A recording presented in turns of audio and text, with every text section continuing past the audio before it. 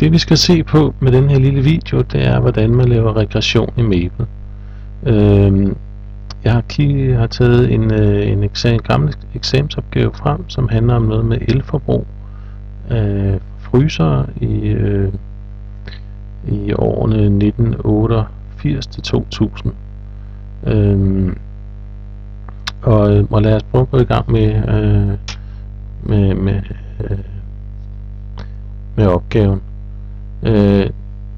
Hvis ikke man allerede har hørt det, så er der to forskellige måder at skrive på i Maple. Man kan skrive som tekst eller som matematik.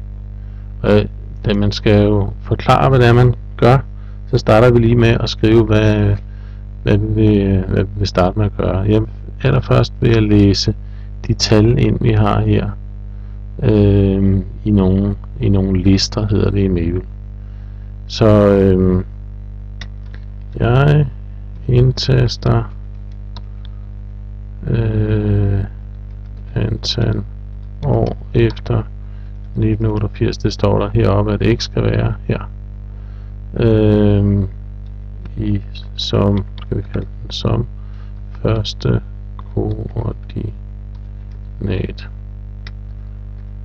Ny linje. Jeg vil meget anbefale, at man ikke har tekst og matematik på samme linje, hvis man overhovedet kan undgå det.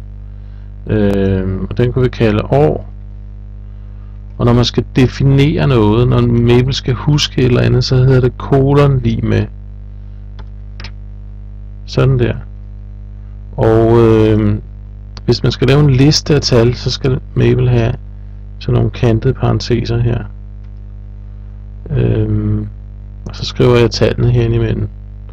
Og i det her tilfælde er det jo ikke årstallene, men antal år efter 88. Så vi starter med 0, 2, 4, 6, 8, 10 og 12.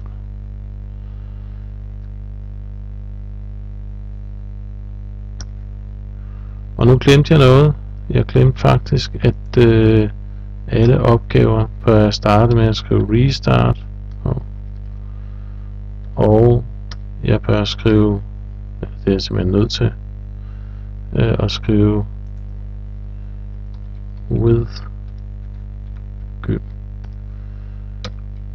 Og jeg vil, de her blå, der kommer til at stå her bagefter, det er de kommandoer, som jeg får adgang til ved at indlæse det, der hedder gympakken. Det der står her, det er en pakke af de her kommandoer hernede, som passer til gymnasiebrug. Det er dog lidt irriterende, de altid står der, men det er meget rart at se, at jeg faktisk, at jeg har skrevet, at jeg har kontrol på, at jeg har skrevet rigtigt heroppe, så Maple kan forstå, hvad jeg skriver. Men hvis jeg skriver kolon bagefter, så undertrykker det, så kommer det ikke på, og så får jeg ikke. Og det samme kan jeg egentlig gøre hernede. Nu skal jeg så indlæse elforbruget, så jeg indtaster elforbruget som en koordinat, og den bliver så bare, det skal så også være et matfelt selvfølgelig.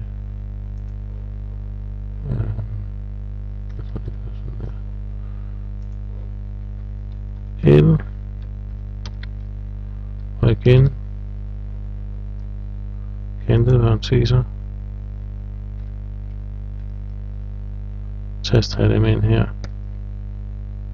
Sådan her ser det ud, når jeg taster alle tallene ind, og jeg trykker enter i gang, så kan jeg se, at det ser fornuftigt ud. Så kan jeg sætte kolon, og så undertrykker den svaret.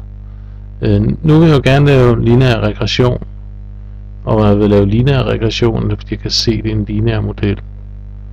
Det står jo også her, ikke? Men jeg laver lineær regression, da der er tale om en lineær model. Og det gør man ved at skrive lin reg, og det skal være stort eller stort R her. Så skal der stå noget, der skal være et argument for den her kommando, og det argument skal være x og y koordinaterne. eller første og anden koordinaterne, og år det var første koordinaten, komma L var anden koordinaten. Så trykker jeg enter, og så fik jeg min graf. Ja, og jeg fik min lineære model. Hvis jeg nu gerne vil have det i et andet vindue, så skriver jeg view herinde, lige med, og igen kantede parenteser inde i her, og så først det interval, som jeg vil have x til at være i, og den gik fra, jamen nu kunne jeg for eksempel gerne vil have akserne med, så kunne jeg skrive fra minus 2 til 12, det var x, og den anden fra minus 100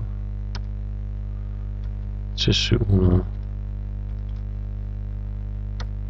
Så kommer grafen til sådan der ud.